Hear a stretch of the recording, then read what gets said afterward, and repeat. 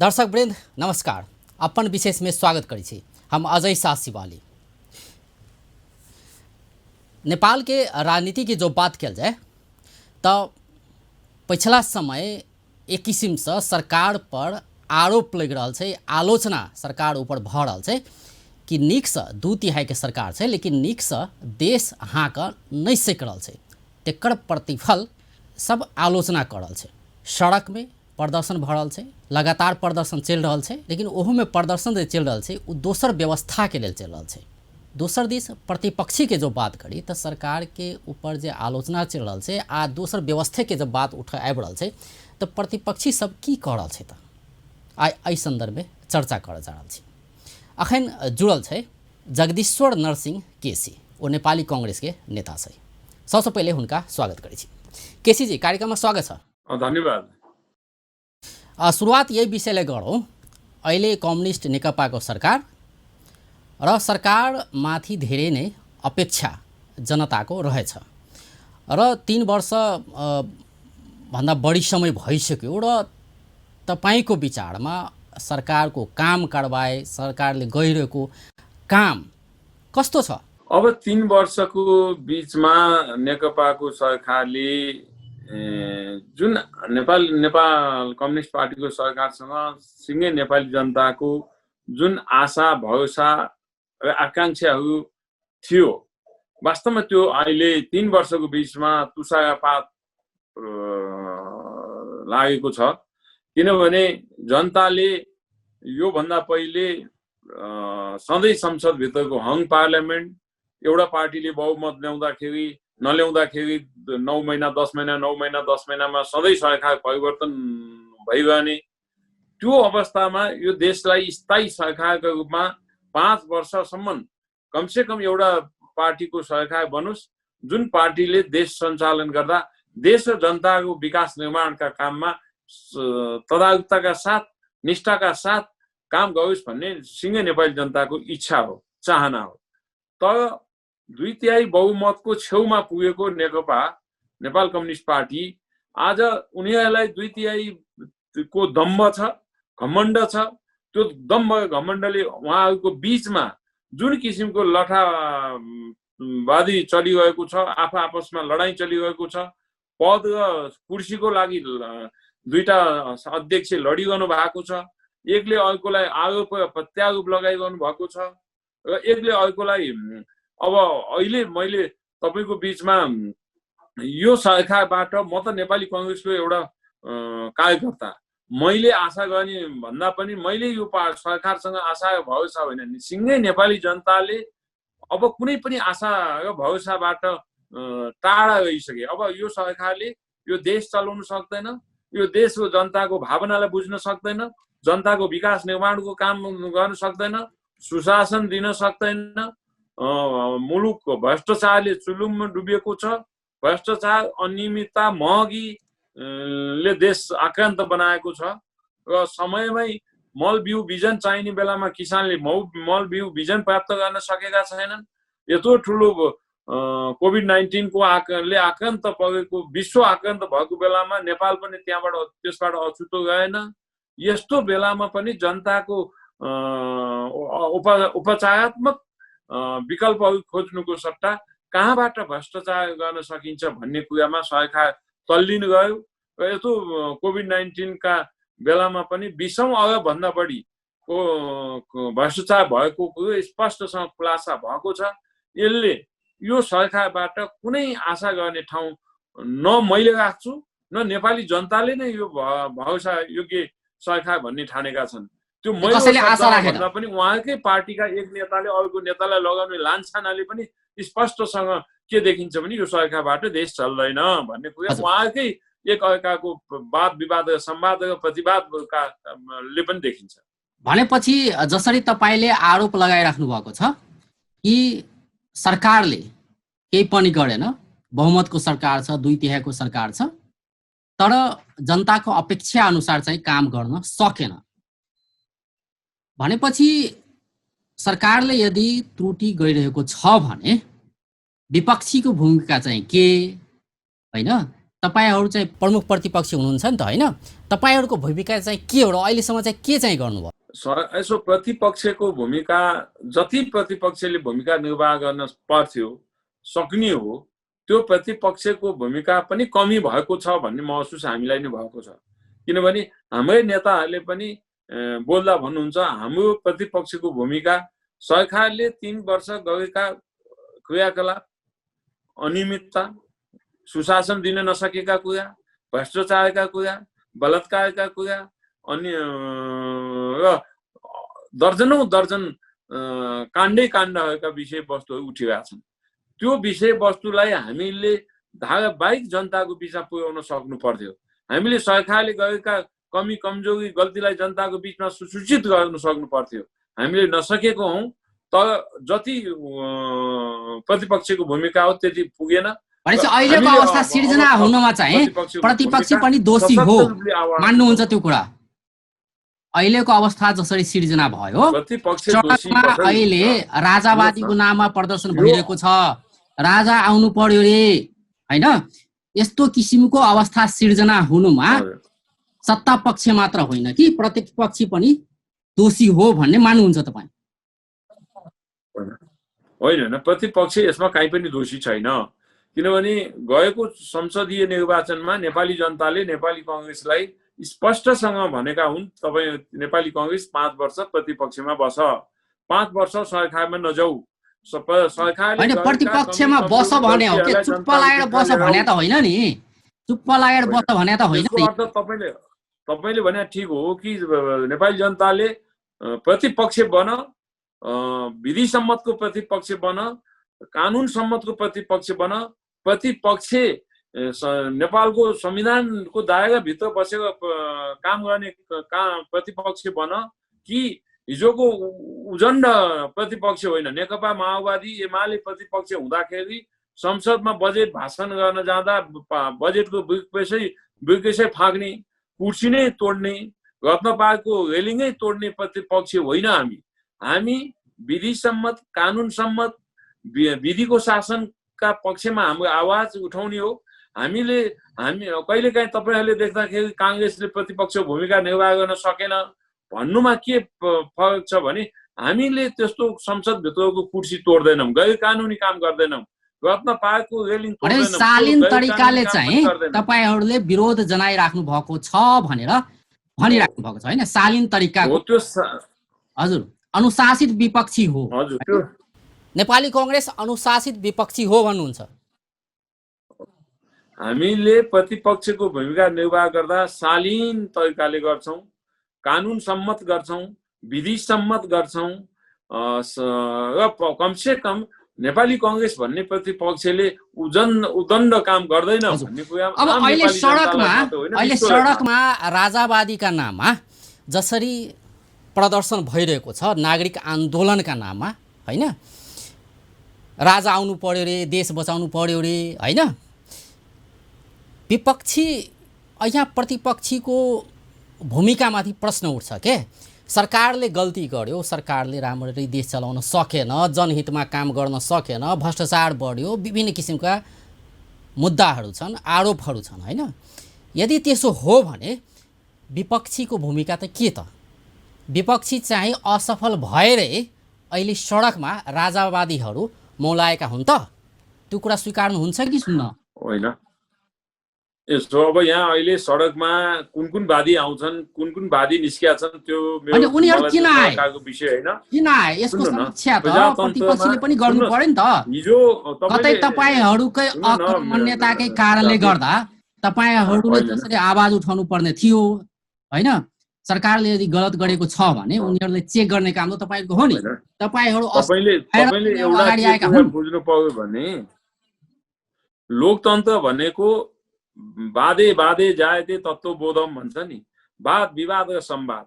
लोकतन्त्र भनेको बोल्ने स्वतन्त्रता, हिडुल गर्ने स्वतन्त्रता, सभा जुलुस गर्ने स्वतन्त्रता भित्र लोकतन्त्र हो।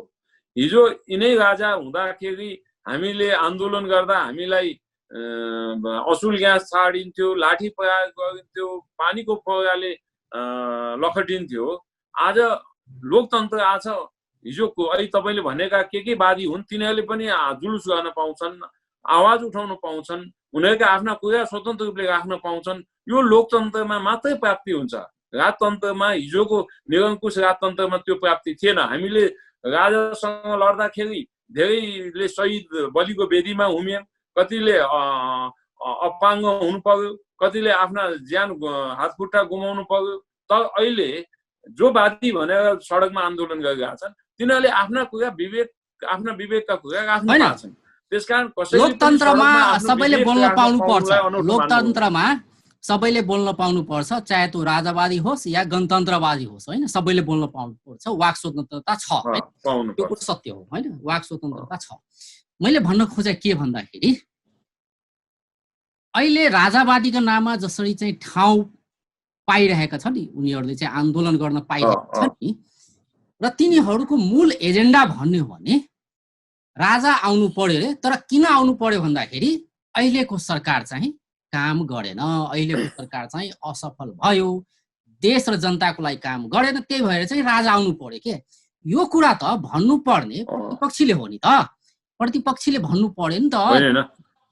सडकमा आउनु पर्ने प्रतिपक्षी हो अहिले, तर अहिले चाहिँ व्यवस्था नै अर्को चाहियो भन्ने चाहिँ पक्ष चाहिँ अहिले सडकमा देखिएका छन्। होइन, हेर्नुहोस्, व्यवस्था राजतन्त्र चाहिन्छ भन्ने पक्ष न्यून सङ्ख्याहरू सडकमा निस्किरहेछन्। उनीहरू निस्किन पाउनुपर्छ, उनीहरूको आवाज उठाउनु पाउनुपर्छ। तर जुन आवाज उनीहरूको छ नि, उनीहरूले जे आवाज उठाइरहेका छन्, यो आवाज तपाईँको आवाज हो के, जुन चाहिँ तपाईँहरूले खास उठाउनु पर्छ। होइन, हामीले उठाउने आवाज यो सरकारको अकर्मण्यताका विरुद्धमा, भ्रष्टाचारका विरुद्धमा, बलात्कारका विरुद्धमा, हिंसा हत्या हिंसाका विरुद्धमा र विधि अनुसार मुलुक चलेन, कानुनी राज्य स्थापना हुन सकेन भन्ने कुरामा हाम्रो आवाज बुलन्द उठ्छ र उठाउँछौँ पनि। र पर्सि 29 गते 77 जिल्लामा सरकारका विरुद्ध जुन राजा चाहियो भनेर सडकमा आन्दोलन चल्न थालेपछि नेपाली कांग्रेसले पनि 29 गते चाहिँ मङ्सिरको 29 गते चाहिँ आन्दोलन गर्ने रे, सडकमा चाहिँ उत्रिने रे भनेपछि कतै न कतै तपाईहरु हतोत्साहित हुनुभयो कि हाम्रो चाहिँ प्रतिपक्षीको यो के हो भने हैन? सुन्नुस् हजुर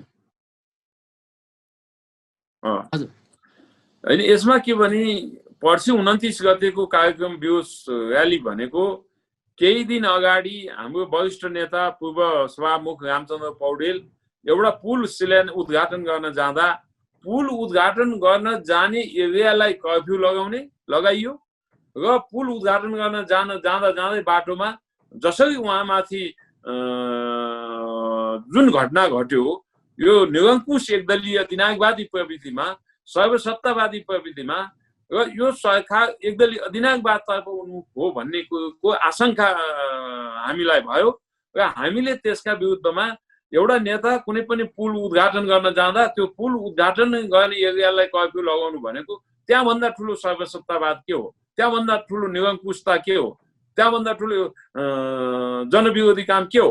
त्यसकारण त्यो जनविरोधी क्रियाकलापको खिलाफमा नेपाली कांग्रेसले 77 जिल्लामा विरोध र्याली, विरोध सभा गर्ने कार्यक्रम गरेको छ। यो हाम्रो सरकारको एकदलीयताको जुन ढङ्गले केपी सरकार मुलुकको संविधानलाई मिच्न थाल्यो, मुलुकको विधि र विधानलाई मिच्न थाल्यो, कानुनी राज्यको जुन मान्यतालाई अवहेलना गर्न थाल्यो, त्यसका खिलाफमा नेपाली कांग्रेस जस्तो पार्टीले मौन बसिरहनु हुन्न, केही न केही यसका विरोध जनाउनु पर्छ भन्ने उद्देश्यका साथ हाम्रो 29 गते देशव्यापी रूपमा विरोध र्याली हुँदैछ र हामी प्रतिपक्षको हैसियतले सरकारले गरेका धेरै घटनाक्रमका विरुद्धमा आवाज उठाउँदै पनि आछौँ, भोलि पनि उठाउँदै जान्छौँ र कसले कुन वादीले के उठाउँछन् त्यो उनीहरूको विषय हो, त्यो मेरो सरकारको विषय होइन। तर यहाँ के छ भने को आऊ देश बचाऊ भनेर हिजो पनि तिनीहरूले नै 30 वर्ष 237 वर्ष राजै भएको देश हो यो। हिजो 30 वर्ष पञ्चहरूले नै शासन गरेको देश हो यो। त्यहाँबाट फर्स्ट एकदम फ्रस्ट्रेसन भएका जनताले तपाईलाई के लाग्छ बहुदल प्रतिपक्षले लोकतन्त्र चाहिँ ल्याएका हुन्। जस्तो किसिमको भूमिका निर्वाह गर्नुपर्ने थियो सरकारको काम कारबाहीका विषयमा त्यस्तो किसिमको भूमिका निर्वाह गर्न नसकेकै कारण अहिले राजावादीहरूले त्यो ठाउँ चाहिँ जुन ठाउँ चाहिँ प्रतिपक्षले लिनुपर्ने थियो त्यो ठाउँमा चाहिँ अहिले राजावादीका पक्षधरहरू चाहिँ सडकमा उत्रिएका छन् र उनीहरूको नारा पनि त्यही छ। होइन, अब तपाईले भने जस्तो हटाउनु पर्यो, अहिलेको नेपाली सरकारले काम गरेन। हजुर, नेपाली कङ्ग्रेसको ठाउँ राजावादीले लिन सक्दैन, किनभने नेपाली कङ्ग्रेस एउटा ऐतिहासिक पार्टी हो। यो देशको सबैभन्दा ठुलो पार्टी, पुरानो पार्टी, ऐतिहासिक पार्टी, प्रजातान्त्रिक पार्टी। विश्व मानचित्रमा नेपालको दृष्टिमा हेर्दा नेपाली कङ्ग्रेस मात्रै एउटा डेमोक्रेटिक पार्टी हो भन्ने कुरोमा स्वीकार भइरहेको पार्टी हो। त्यसकारण त्यो पार्टीको ठाउँ कुनै अहिलेको सडकमा को आऊ के बचाऊ भन्ने शक्तिले लिन सक्ने कुरो होइन। त नेपाली कङ्ग्रेस, तपाईँले भनेको कुरोमा मेरो के सहमत हो भने नेपाली कङ्ग्रेस जस्तो पार्टी प्रतिपक्षमा हुँदा सरकारले यत्रो काण्डै काण्ड मचाएको छ, देश भ्रष्टाचारमा टुलुममा डुबेको छ, देशमा अनियमितता भएको छ, भ्रष्टाचार भएको छ, किसानले समयमा मल बिउ बिजन प्राप्त गर्ने समयमा मल बिउ बिजन प्राप्त गर्न सकेका छैनन् र अब तपाईँको एउटा घटनामा अरबौं अरब भ्रष्टाचार भएको छ। तपाईँ यी कुरालाई किन काङ्ग्रेसले हेरेर बस्यो के? त्यही भएर त तपाईँहरूको मुद्दालाई समेत जोडेर चाहिँ राजावादीहरू अगाडि आए के? त्यही त म भन्दैछु। काङ्ग्रेस राजावादीहरू अगाडि निर्वाह गर्नुपर्ने थियो, त्यो गर्न सक्यो। कुनै ठाउँमा 500-1000को जुलुस निकालेर उनीहरू अगाडि आयो भने हामीलाई कुनै आपत्ति छैन। ठिक छ, आफ्ना कुरा राखेर नि आफ्नो आवाज लिएर सडकमा आउनु भने अब त्यसको प्रतिफल के भयो भने नि राजावादी आउन सक्छ, अब त्यसको प्रतिफल के भयो भने हजुर विप्लव आउलान्। त्यसको प्रतिफल के भयो भन्दाखेरि हैन, अब एउटा त सरकारको विरोध त उनीहरूले गरि नै रहेका छन् के, तर उनीहरूले त्यति मात्रै होइन, त्योभन्दा एक कदम अगाडि यो अहिलेको व्यवस्था नै चाहिएन के, यो व्यवस्था नै भएन भनेर त्यहाँसम्म पुगिसकेको अवस्था त छ नि। अब यसमा प्रतिपक्षीले चाहिँ यसको भागीदार त तपाईहरु पनि बन्नु पर्यो नि त, हैन? यस्तो अवस्था सिर्जना आवाज उठ्नु। सुन्नुस् न, प्रतिपक्षले भागीदार बन्ने भन्ने होइन, सरकारमा बस्नेहरूले यो घटनाक्रमको भागीदार बन्नुपर्छ। सरकारको अकर्मण्यताका कारणले यो परिस्थितिको निर्माण भयो। सरकारको मुलुकमा गएको कामको प्रधानमन्त्रीको अभिव्यक्तिले यो परिस्थिति निर्माण भएको छ। यो देशमा अहिले तपाईसँग मैले बोल्दै गर्दा यो देशको सत्तामा गएको दुईटा पार्टी छ, एउटा जुन पार्टीको दुईटा अध्यक्ष छन्, दुईटा अध्यक्षले एक अर्कोलाई लगाउने अभियोग, एउटा भ्रष्ट भए अर्को महाभ्रष्ट, एउटा जाली भए अर्को महाजाली, एउटा फटा भए अर्को महाफटा, यो प्रचण्ड र केपी ओलीको बीचको एकले अर्कोलाई लगाइएको आरोप हो। त्यसकारण यसले जनतामा के पैदा भयो भने यो सरकारमा गएका पार्टीका दुईटै अध्यक्ष भ्रष्ट हुन्, यी जाली हुन्, यी दुईटै असफल व्यक्तिहरू हुन् भन्ने कुरा प्रमाणित भइसक्यो। यो उहाँको अभिव्यक्ति यो सरकारका हरेक गलत कामका विषयमा चाहिँ प्रतिपक्ष आउनु पर्दैन कि अग्र भूमिकामा चाहिँ अग्र स्थानमा चाहिँ देख्नु पर्ने ठाउँमा चाहिँ त्यहाँ चाहिँ आएन के प्रतिपक्ष चाहिँ त्यो बेला। हो, तपाईले भने जस्तो प्रतिपक्षको जुन सशक्त भूमिका हो, सशक्त भूमिका निर्वाह गरेर अगाडि बढ्नु पर्ने हो। भ्रष्टाचारका विषयमा होस्, अनियमितताका विषयमा होस्, तपाईको हत्या हिंसाका विषयमा होस्, विभिन्न घटनाक्रममा देखिएका अब जस्तो बालुवाटारकै जग्गाको बारेमा यत्रो ठुलो सम्पत्ति व्यक्तिलाई बेचिएको छ, यो विषय यति ठुलो कुरो हो, यति ठुलो भ्रष्टाचारको काण्ड हो। तपाईँ सेक्युरिटी प्रिन्टिङ प्रेस जुन 27 अरबमा प्राप्त हुने एउटा मेसिन 45 अरबमा बार्गेनिङ गर्ने र 17-18 अरब बिच हो। अनि कांग्रेसले चाहिँ के गर्यो त? विज्ञप्ति निकालेर पत्रकार सम्मेलन गरेर कुरा सकियो, त्यति हो। प्रतिपक्षीको भूमिका चाहिँ त्यही हो। अहिले त्यतिले पुग्दैन। यस्ता विषयमा जनताको नपुगेर त अहिले राजावादीहरू अगाडि आए त। हामीले सडकमै आउने हो, जनताको आवाज जनतालाई साथ देऊ भन्ने हो, भ्रष्टाचारका विरुद्धमा जनताको आवाज हाम्रो समर्थनमा लिने हो। जति गर्न सक्नु पर्ने हो हाम्रो पार्टीको नेतृत्वबाट त्यति हुन सकेको होइन, छैन। जति हुनुपर्ने हो भएको छैन। तपाईसँग मेरो पनि सहमत छ। हजुर, अब के गर्नुहुन्छ? जस्तै 29 गते त तपाईँहरूले चाहिँ देशभरि प्रदर्शन गर्ने भनिराख्नु भएको छ। अबको कार्यक्रम के छ? एकातर्फ अहिले त सङ्कटको कुरा गर्ने भने अब गणतन्त्र नै सङ्कटमा पर्न लाग्यो कि भनेर पनि कुरो उठ्दैछ होइन। जसरी चाहिँ अहिले ठाउँ ठाउँमा सहर सहरमा प्रदर्शन भइरहेको छ राजावादीका नाममा होइन, नागरिक आन्दोलन भनेर नाम दिएको छ। तपाईँले के लाग्छ? अब त दोहोरो चुनौती भयो। एउटा त यो सरकारलाई सच्याउनु पर्यो होइन, यदि गलती गरेको छ भने। अर्को चाहिँ अहिले जसरी राजावादीका नाममा अहिले चाहिँ एक किसिमले चाहिँ यसरी प्रदर्शन भइरहेको छ, यो पनि अब यसलाई चाहिँ उगाउनु पर्ने हुन्छ। के गर्नुहुन्छ अब तपाईँहरू? प्रतिपक्षको भूमिका होइन। अब यसो देशको अहिलेको जुन परिस्थिति निर्माण भयो, यो परिस्थिति निर्माण हुनुमा नेकपाको सरकार जिम्मेवार छ। हिजोको नेकपा एमाले र माओवादी जिम्मेवार छ। उनीहरूको आन्तरिक मनमुटाव र पार्टीभित्रको जुन किसिमको झगडा छ यसले जनतालाई एकदम फ्रस्ट्रेसन बनाएको छ। जुन हिजो नेकपा दुईटामा एमाले र माओवादी मिले यो पार्टीलाई बहुमत दिएर 5 वर्ष स्थायी सरकार सञ्चालन गर्यौँ भन्ने जनताको आशा भरोसामा तुषारपात लागेको छ। त्यसकारण आज सडकमा तपाईँले भनेका जस्तो के वादीहरू उठे भनेर त्यति उठ्दा साथ राजा आइहाल्ने, राजाले आइहाल्यो भन्ने कुरो पनि होइन। किनभने हिजो बहुदल लोकतन्त्र आउँदाखेरि नेपालका विभिन्न काठमाडौँ भ्यालीमा मात्रै 5 लाख जनता सडकमा उत्रेका छन्। 5 लाख जनता सडकमा उत्रेर काठमाडौँ भ्यालीमा मात्रै वितृष्णा जन्मायो के? वितृष्णा जन्मियो गणतन्त्रप्रति। अब हजुर वातावरण बन्न सक्छ? 1000 मान्छे सडकमा उत्रिँदा साथ कुनै तन्त्र आउँछ? यत्रो जनताले ल्याए लोकतन्त्र जान्छ? नेताहरू जनताप्रति उत्तरदायी भएन, सरकार चाहिँ जनताप्रति उत्तरदायी भएन होइन। विपक्षीको भूमिका तपाईँले भनिहाल्नुभयो। जस्तो आवाज उठाउनु पर्ने थियो त्यति चाहिँ उठाउन सकेन काङ्ग्रेस होइन। भनेपछि जनताको मतबाट जितेर जाने नेताहरू, जनप्रतिनिधिहरू, सरकार सञ्चालकहरू, तिनीहरू चाहिँ जनताका लागि चाहिँ काम गरेनन्। त्यसकै प्रतिफल अहिले चाहिँ गणतन्त्र नै सङ्कटमा पर्यो के? त्यो आरोप छ के? सुन्नुहोस् न, गणतन्त्र सङ्कटमा परेको छैन। नेपाली कङ्ग्रेस र नेकपा पार्टी जो एकै ठाउँमा छन्, होला विचारका दृष्टिकोणले छुट्टा छुट्टै विचार लिएर जनताको बिचमा चुनावमा जालान्। अहिले पनि हाम्रा विचारका दृष्टिकोणले फरक मतान्तर हुन सक्छ। तर लोकतन्त्रका पक्षमा, लोकतान्त्रिक गणतन्त्रको पक्षमा एउटै मत भयो भने कुनै सडकमा उठेको देशभरि केही मान्छे सडकमा उठ्दा साथ लोकतन्त्र नै खतरा पर्यो, गणतन्त्र नै खतरा पर्यो भन्ने कुरो होइन। लोकतन्त्र गणतन्त्र कुनै पनि खतरामा छैन।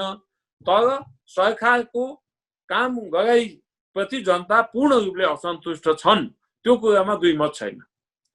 अब जसरी प्रदर्शन अहिले भइरहेको छ नि, त्यसमा असन्तुष्टिको जहाँसम्मको कुरा गर्नुहुन्छ भने तपाईँहरूकै कार्यकर्ताहरू पनि देखिएका छन् ती जुलुसमा, ती नारामा नेपालको झन्डा बोकेर। नेकपाकै कार्यकर्ताहरू पनि देखिएका छन् होइन। भनेपछि आम जनता चाहिँ असन्तुष्ट भइरहेको छ के होइन? आम जनता चाहिँ असन्तुष्टि महसुस गरिरहेका छन् अहिलेको सरकार, अहिलेका नेताहरूप्रति, उनीहरूको चाहिँ जीवनशैलीप्रति, उनीहरूको चाहिँ रहन सहनप्रति होइन। त्यो त देखिएको छ नि त होइन। अब तपाईँले भने जस्तो जनता सरकारसँग असन्तुष्ट छ। जनताप्रतिको जुन भरोसा हिजो थियो त्यो आज सरकारबाट टाढी। जनताको आशा भरोसा पनि अहिले टुटेको छ। राजनीतिक दलहरूसँग अलिकति भरोसा टुटेको छ र विशेष रूपमा सरकारमा बस्ने दलसँग त्यो भरोसा टुटेको छ। त्यो कारणले अहिले तपाईँ आम नेपाली जनता सरकारसँग पूर्ण रूपले असन्तुष्ट छन्। त्यो असन्तुष्टिलाई नेपाली कङ्ग्रेसले आफ्नो पक्षमा लिनुपर्छ र नेपाली कङ्ग्रेसैसँग आशा भरोसा छ नेपाली जनताको। जताबाट घुमाएर पनि काङ्ग्रेसै पार्टी गर्छ आखिर अन्तत्वगत विकासको लागि, निर्माणको लागि, लोकतन्त्रका लागि, जनताका दुःख सुखका लागि भन्ने कुरामा नेपाली जनताले आशा र भरोसा गर्ने ठाउँ चाहिँ त्यही पार्टी हो, नेपाली कङ्ग्रेस। नेपाली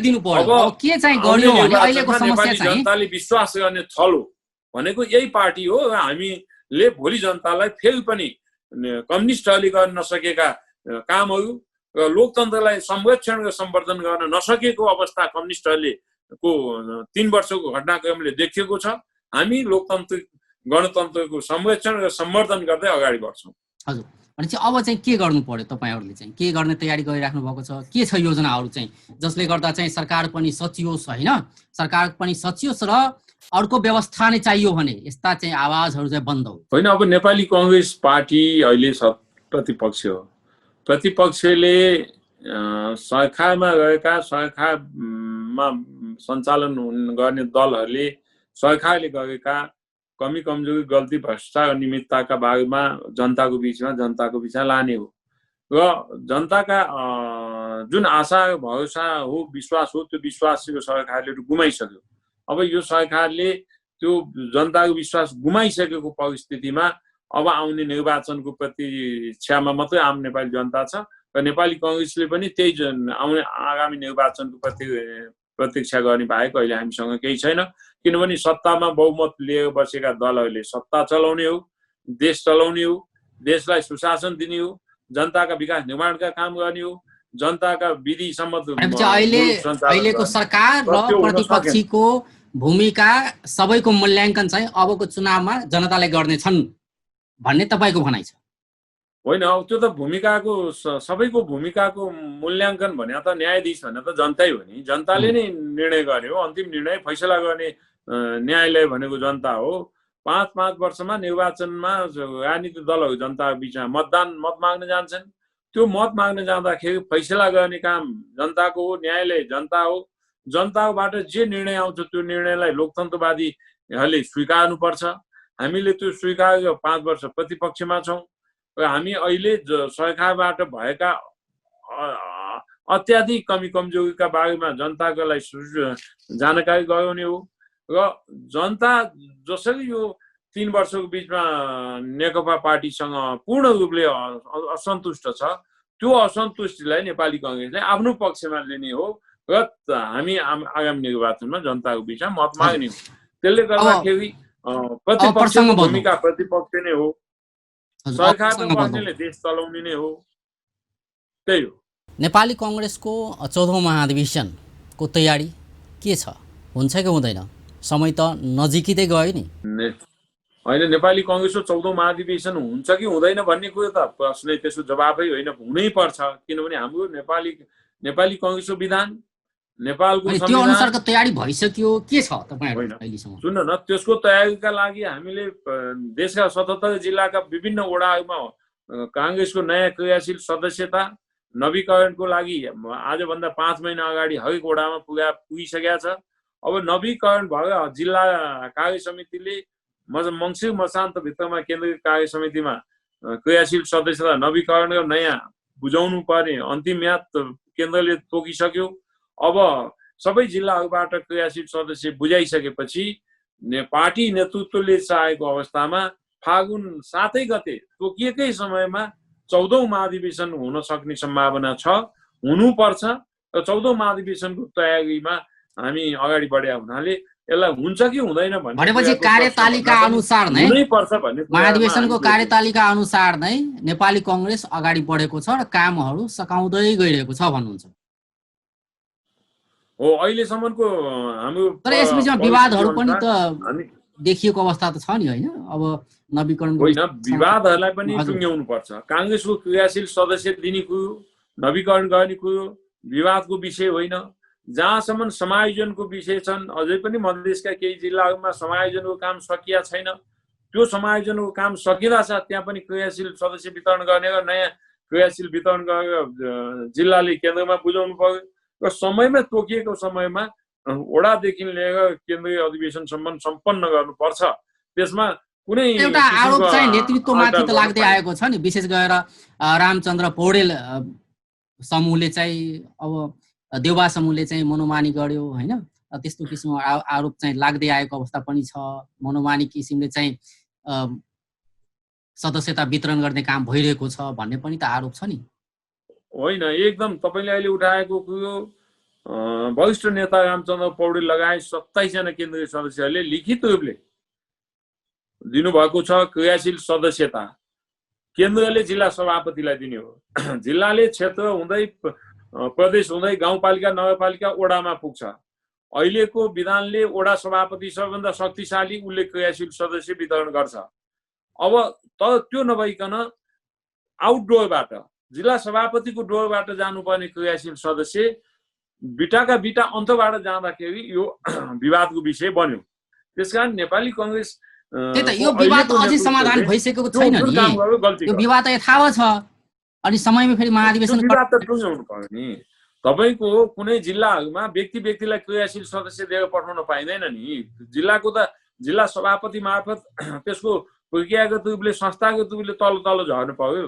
कुनै व्यक्ति मार्फत 1000, 1500, 2000, 5000 क्रियाशील सदस्य दिने आफ्नो पकड बनाउने नियत भने चाहिँ त्यो धाँधली हो, अधिवेशनलाई धाँधली। त्यही त अब यो विवाद मिलाउन चाहिँ अहिलेसम्म के भयो, के भयो त? विवाद त यही छ त।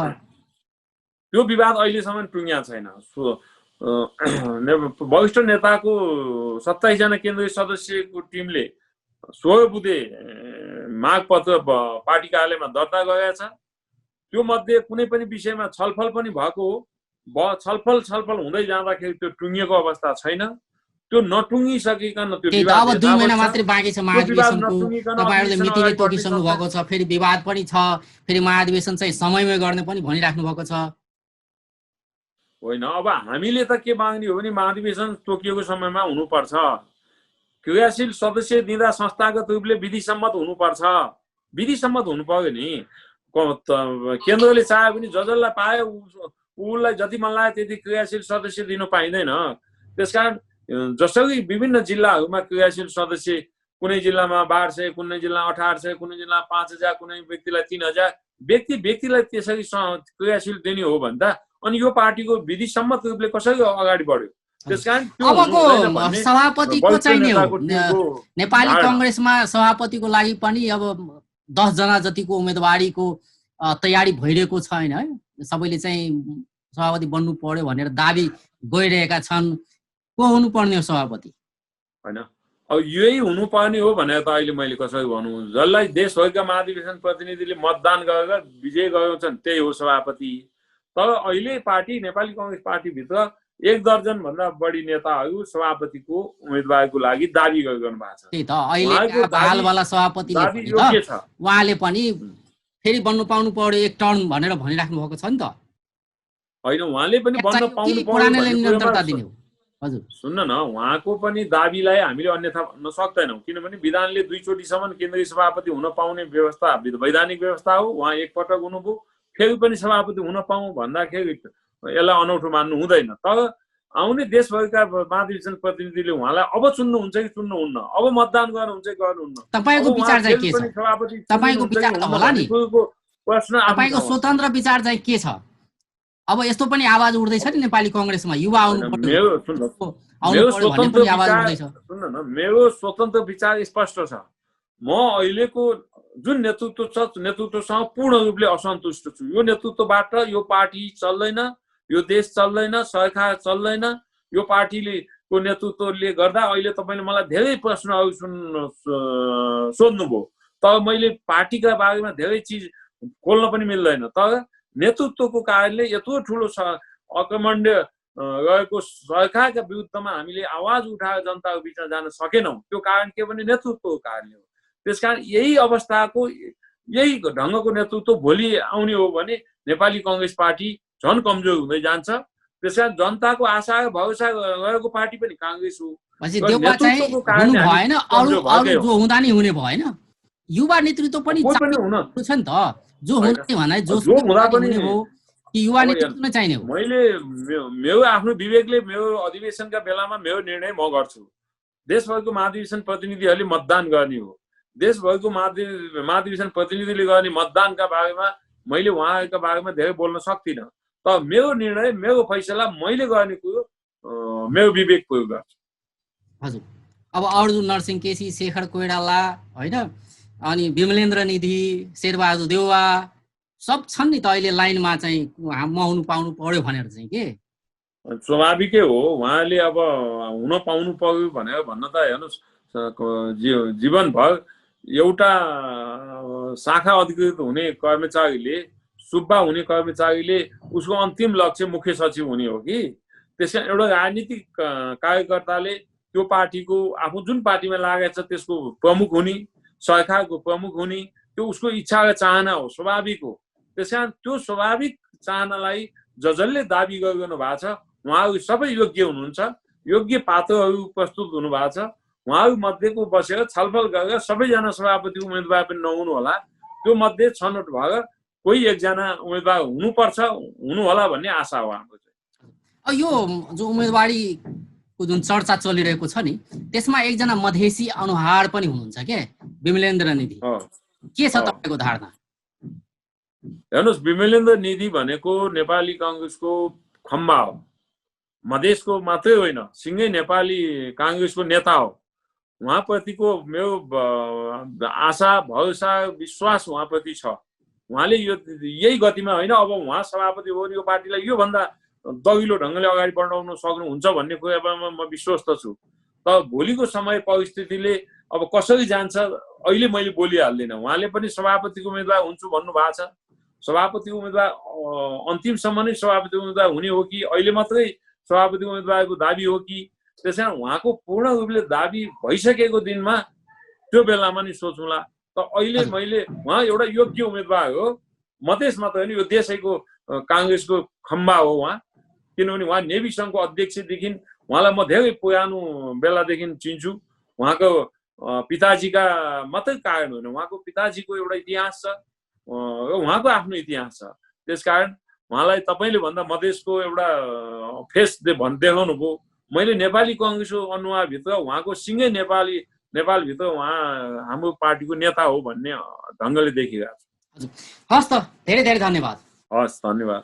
दर्शकवृन्द, ओछलेथ जगदीश्वर नरसिंह केसी नेपाली कांग्रेस के नेता आए उनका से बातचीत करे छलिए समसामयिक राजनीतिक विषय में। तहिना पार्टी के 14 महाधिवेशन के तैयारी की केना चल रहा है अहू विषय में चर्चा करे छलिए। बेस्त नमस्कार।